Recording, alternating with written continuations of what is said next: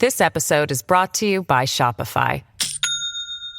Do you have a point of sale system you can trust, or is it a real POS? You need Shopify for retail. From accepting payments to managing inventory, Shopify POS has everything you need to sell in person. Go to shopify.com/system, all lowercase, to take your retail business to the next level today. That's shopify.com/system. Hello and welcome to Invisible Hate. I am Saadia Khan. And I'm Asad. And our story today takes us to El Paso, Texas in August of 2019. A woman crawls across the floor of the First Convenience Bank stationed at the front of a large Walmart in El Paso. Gunshots echo through the store in rapid succession. Left and right, shoppers fall to the floor, injured. The woman reaches the bank's vault room where she and 4 other terrified workers seek refuge. They sit huddled together, hand in hand. Outside, the battle rages on. And then, silence. Minutes later, the police arrive at the vault to usher the 5 workers to safety. When the door finally opens, the woman emerges to find herself standing in what can only be described as a post-apocalyptic Walmart. The store sits clouded by a haze of gun smoke. Across the floor, dozens of individuals lay injured, their clothes soaked through with blood. The woman covers her eyes, blocking out the horrific sight, wishing it would all just go away. But the images are forever burned into her brain. This is Invisible Hate.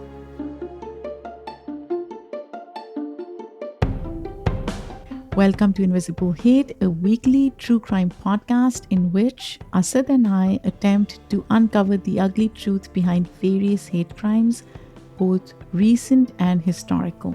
Yeah, that's right, Saadia. Many of the cases that we discuss involve crimes committed against minority groups. Our goal is to determine through a discussion of the nuances and the complexities of these situations whether or not these transgressions can be considered a hate crime.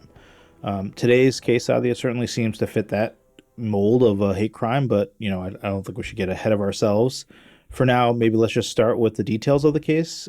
Before we get started, I'd like to warn listeners that this case can be very unsettling to hear about, and while many of the cases we discuss here on Invisible Hate are quite challenging to listen to, mass casualty events, such as this one that we're going to be discussing today, can be particularly disturbing, so please be aware of that before going in. All right, Saadia, you want to get started? Yes. It's around 10 a.m. on the morning of August 3rd, 2019. 21-year-old Patrick Crusius arrives in El Paso, Texas. He's been driving for over 11 hours, making the trip from his home in the Dallas suburb of Allen, Texas. Crusius pulls into a Walmart parking lot. At 10:15 a.m., he posts a 4-page manifesto on the anonymous message board 8chan. The manifesto contains 2,300 words of anonymous anti-immigrant rhetoric. These words will eventually be traced back to Crusius. Just before 10:30, Crusius gets out of the car and enters the Walmart. The store bustles with back-to-school shoppers. Crusius walks amongst them, just another customer. But as families search for backpacks and pencil cases, Crusius' search is of a different kind. He's casing the store. He looks for security guards, police officers, law enforcement of any kind. He wants to know, how protected is this store? Well, it seems not protected enough. Crusius exits the store. He soon returns, and this time he doesn't come empty-handed. In his hands, he carries a semi-automatic fucking AK-47. Approaching the store for the second time, he spots a girls' soccer team gathered outside in the midst of a fundraiser. And then he raises his gun and starts shooting. He takes several shots at the team, striking multiple parents before entering the store. Tragically, one parent does not survive the attack, but thankfully, the girls walk away uninjured. In a broadcast interview with the son's surviving parent, Maribel Latin explains, "We all threw ourselves on the floor. We had nowhere to run. There was no way we could have ran out of there. He shot 8 more rounds, and all I could say is, God, please take care of my children. And please don't let him do anything to my daughter or any of the girls in our team." Inside, Crucius continues his violent rampage. The store erupts into chaos as customers run left and right, ducking for cover. Many customers hide, some manage to escape, many do not. But in the midst of such heartless, violent horror lie several stories of heroism and selfless sacrifice. One grandfather acts as a shield, protecting his wife and granddaughter from gunfire as they run for safety. He protects them for as long as he can before he's fatally shot. Another man steps between Crucius and his wife and child. After the man is shot, his wife shields their 2-month-old son from gunfire, sacrificing her body to the bullets for the sake of her child. Crucius shoots her and she falls onto the child, but baby Paul has yet another savior. Several feet away, a man spots the baby laying across the woman's chest, streaked in blood. Wasting no time, the man runs in, scoops up baby Paul, and carries him to safety. A few of his fingers are broken and he has been grazed by a bullet, but he is otherwise okay. Saadia, all this is so unreal. It's just really hard to imagine a scene like this, right? And you see it in the movies and whatnot, and it's hard to envision someone targeting people like this in real life. You're absolutely right, Asad. And imagine this is happening in America more than the number of days in a year. Just imagine, Asad, it's like happening all the time. Yeah. Going back to the case, at 10:45 a.m., 6 minutes, only 6 minutes after the first 911 call, the police arrive at the scene. The gunfire stops and Crucius flees the store. So this carnage, Asad, has happened in just 6 minutes. Especially with the weapon, whatever it was, the AK-47, which I think is a pretty deadly weapon. Yeah, so much carnage can happen in 6 minutes. It's wild. You're right, Asad. And this is military-grade weapon, right? Yeah. Anyways, he quickly jumps in his car and drives away. He doesn't make it very far, though. Shortly after leaving the store, he is stopped at the intersection by a police officer. He immediately surrenders to El Paso authorities, willingly identify himself as a shooter. So no remorse, Asad. He is okay with identifying himself as a shooter. He admits it. He owns it. And according to an arrest warrant, Crucius admits to police that he had been targeting Mexicans. There it is. Yeah. This is why he had driven all the way to El Paso, a city on the border of Mexico with a Hispanic population of over 80%. Oh, wow. So let's just recap. So this guy, he drives to El Paso, whatever it was, 10, 11 hours away.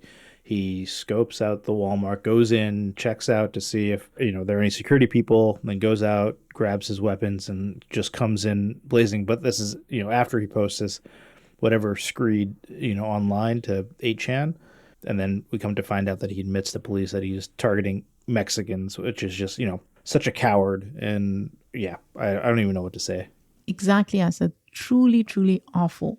Now, back at the Walmart, fellow victims and emergency responders alike attend to the wounded. El Paso Fire Department paramedics push victims out of the store, on aluminum platform carts. They bring them to safety and immediately begin assessing and treating their wounds. While some are able to make a full recovery, which is great, for many it's tragically too late. Crucius leaves 23 people dead and 22 others injured. Can you imagine, Asad? I mean, I remember this story, when it took place, and to your point, it seems like this kind of stuff happens every day, and you hear, 5 people here, 10 people there, 23 people, and then another 22 injured, all in a matter of 6 minutes. Like, Saadia, it's just, I mean, it's just unfathomable. And what I always find interesting is that the response by police and paramedics, and the fact that they were able to get there so quickly, and because of that, because we have these systems in place, that people probably did survive because of those systems. But it's also, on the flip side, these paramedics have probably seen this kind of stuff a lot, gunshot wounds, right? And so, like, it's odd that they've seen it so much that they know how to treat injuries like this. That's such an important point, Asad. You're absolutely right. I sometimes feel like, yes, the paramedics know how to treat victims, but the general population in America has become so desensitized to this 100%. notion of shooting that it happens almost every day and nobody cares as much. Asad, that's what really breaks my heart. Right, totally. And so how did El Paso respond? Like, how did people in the community respond to what happened? So, Asad, not surprisingly, the community of El Paso was utterly devastated. According to the New York Times, the city had historically been a very safe place and had never experienced anything remotely like this. People were absolutely shocked. Residents were angry that an outsider had come into their peaceful community to inflict harm on their family and friends merely because they were Hispanic. Yeah. Imagine, Asad, this is quintessential hate crime playbook. Right. Many of those living in El Paso have parents who, by the way, were born in Mexico, and the city takes pride in its deep tradition of racial harmony and its strong relationships with the neighboring Mexican city of Juarez. Individuals pass between the two cities frequently and with ease. Yeah, that's my impression of El Paso, is that it's a border town, but like there's a lot of back and forth and a lot of commerce, and those cities are interconnected, and so that's really interesting.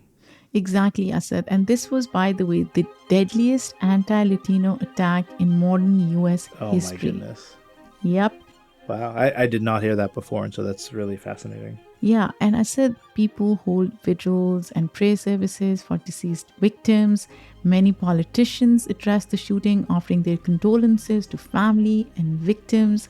Now, I'm pretty sure you remember, Asad, that the Democratic Texas representative Beto O'Rourke was very vocal about this shooting. In a statement broadcast by CBS News right after the incident, he says, "There's a lot of injury, a lot of suffering in El Paso right now. I'm incredibly saddened, and it is very hard to think about this.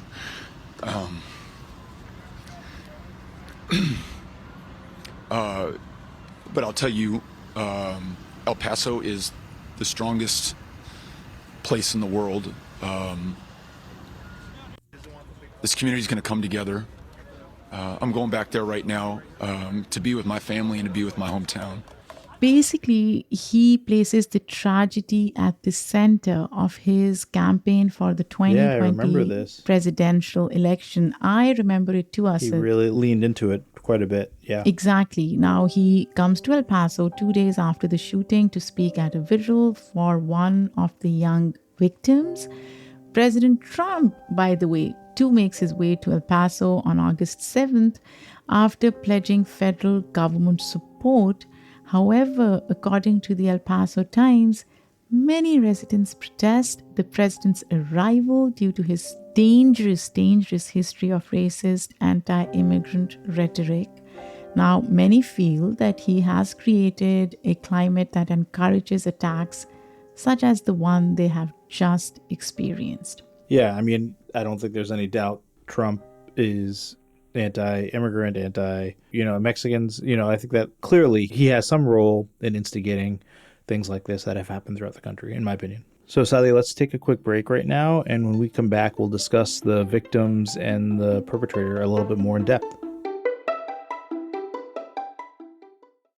This episode is brought to you by Shopify. Do you have a point of sale system you can trust, or is it a real POS?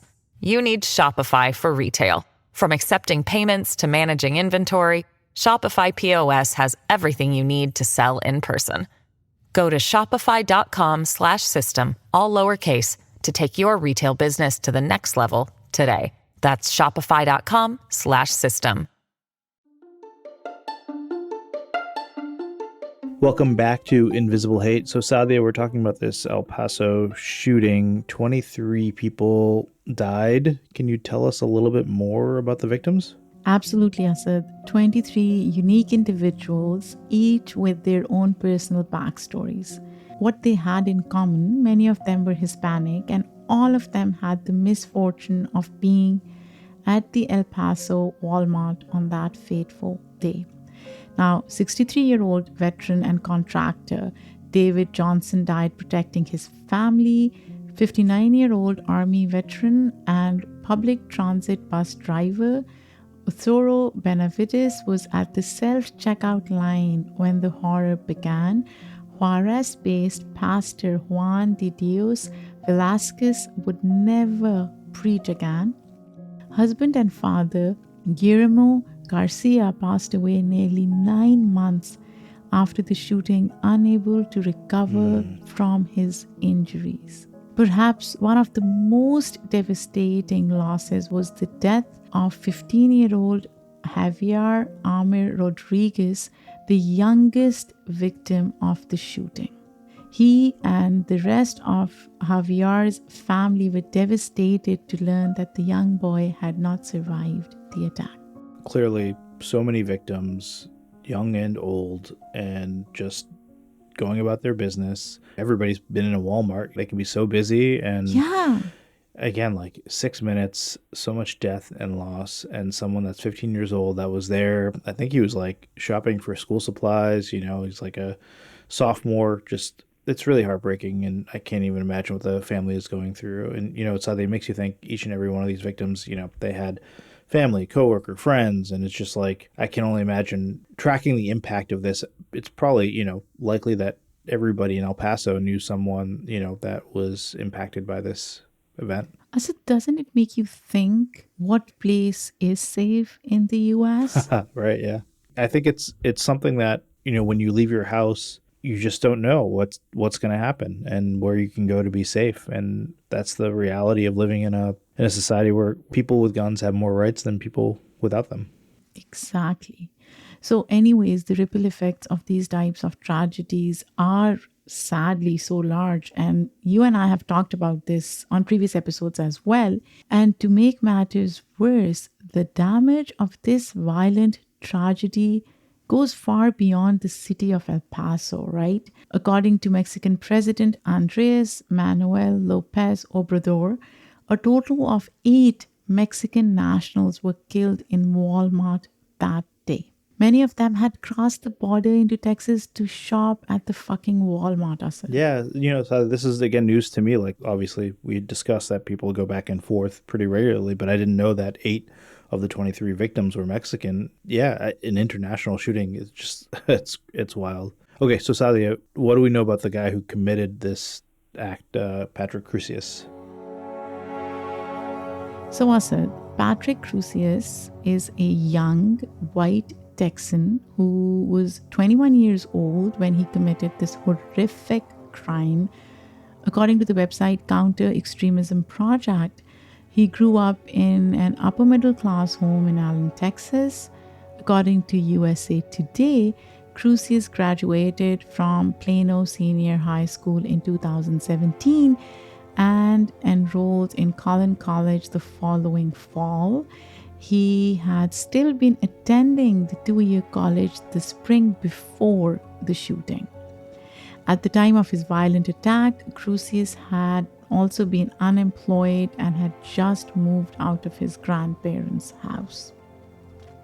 And as we previously mentioned, just minutes before the attack, the young Texan had posted a 4-page manifesto on the anonymous message board 8chan. Within these pages, he had espoused anti-immigrant rhetoric and conspiracy theories, which I am not surprised at all, Asad. Yeah, I mean, I feel like, manifestos, I feel like, are just now synonymous with anti-immigrant and racist and conspiracy theories, right? I feel like this is a playbook for whatever reason for these type of people. Exactly, Asad. There is a lot, by the way, to unpack within this manifesto. This document contains some really extreme ideas that may help provide insight into Crusius's mindset and thought process before the shooting. In other words, his justification for his violent actions. And given that, Asad, we have decided to create a part 2 to this episode in which we'll be dedicating much of our time to a discussion of this manifesto. Yeah. So, listeners, be sure to tune in next week for this fascinating yet deeply troubling analysis. In the meantime, we are going to take another quick break, but when we return, we'll be discussing the investigation and trials following the shooting.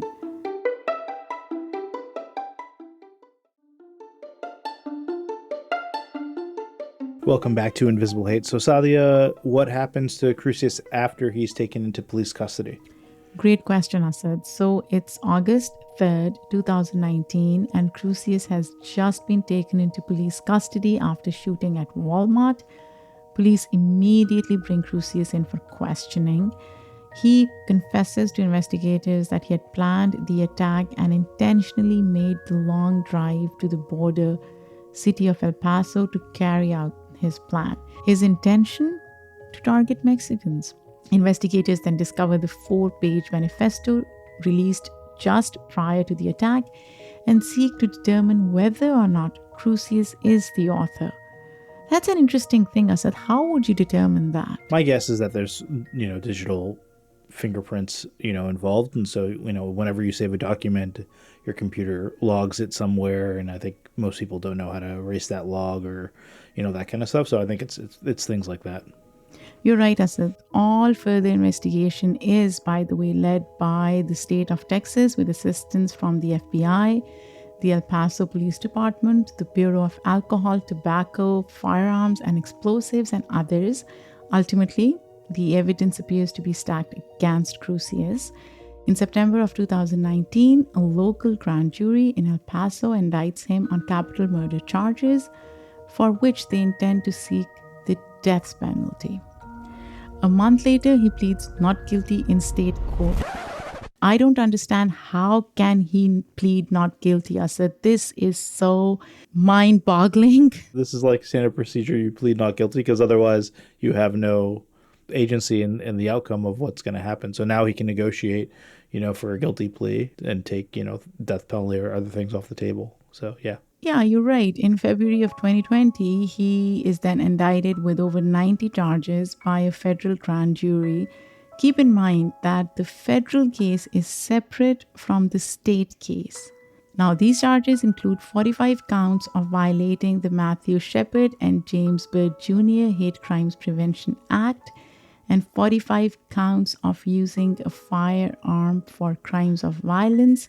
For those listeners who are joining us for the first time, we've covered both these cases of Matthew Shepard and James Byrd, so you can go back and listen to our episodes about hate crimes perpetrated against them. So, Saadia, what is the Matthew Shepard and James Byrd Jr. Hate Crimes Prevention Act for those that haven't been listening to our podcast? So, Asad, according to the Department of Justice, passed in 2009, this act essentially makes it a federal crime to willfully cause bodily injury or attempt to do so because of an individual's actual or perceived race, color, religion, national origin, gender, sexual orientation, gender identity, or disability. In other words, Crucius is being charged with committing several hate crimes. He appears in federal court on February 12, 2020, entering a not guilty plea. However, once Crucius learns that the government will not be seeking the death penalty in its case against him, he quickly changes his plea. I said, this is a mindfuck. I don't really understand how people can go back and forth and there is no law against it. Like, what the hell is this? Anyways, in February of 2023, he pleads guilty to all charges as part of a plea agreement. On July 5th and 6th, Crucius enters the courtroom with shackled hands and feet. He then sits in silence as 36 survivors and family members of deceased victims address him. According to CNN, a young survivor wearing an El Paso Strong shirt tells him, and I quote, "I used to be a happy, normal teenager until a coward chose to use violence against the innocent.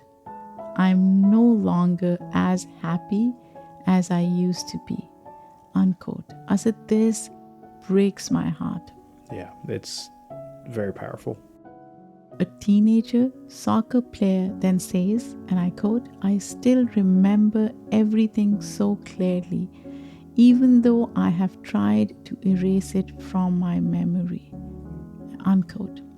Outside the courtroom, ABC News interviews Paul Jamrowski, a man who lost both his daughter and son-in-law to the shooting. Here's him talking about the incident. It's hard. It's very, very hard. I mean, you sit there and you think, man, if you didn't do what you did, I'd have my child,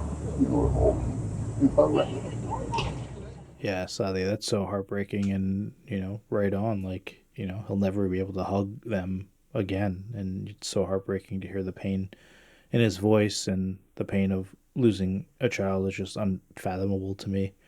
Saadia, I think it's really important that victims are able to address the court in this way and share the impact of the crime. And, these definitely produce some very powerful moments.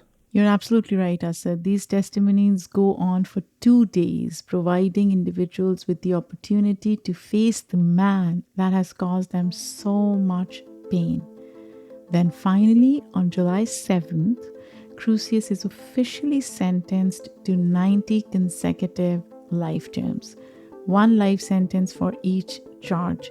Wow. Asad, does that mean he's never coming out? Yeah, there's no way that he'll ever be let out. Yeah, with 90 consecutive life sentences, yeah. So this final hearing lasts about 40 minutes. Crucius' defense lawyer, Joe Spencer, tells the court that his client takes full responsibility for the harm he has caused. He then attributes the rampage to severe mental illness. I said, I was waiting for this. Yeah, I mean, whether it's real or an excuse, this is typically where these things go. Crucius will spend the rest of his days in a maximum security prison paying for his violent actions, and I'm so glad that he will. However, Crucius continues to plead not guilty in the state case in an attempt to avoid the death penalty.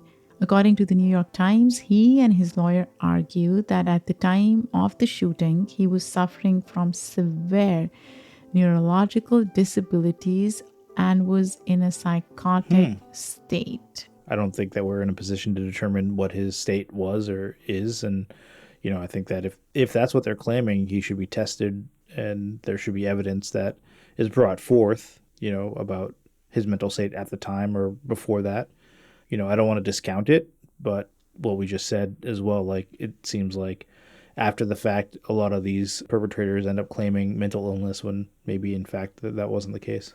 Yeah, you're right. It is unclear when he might face trial on these state charges, but El Paso District Attorney Bill Hicks anticipates that this may not happen until 2024 or 2025, Asad. Okay, I didn't realize it's still ongoing. Okay.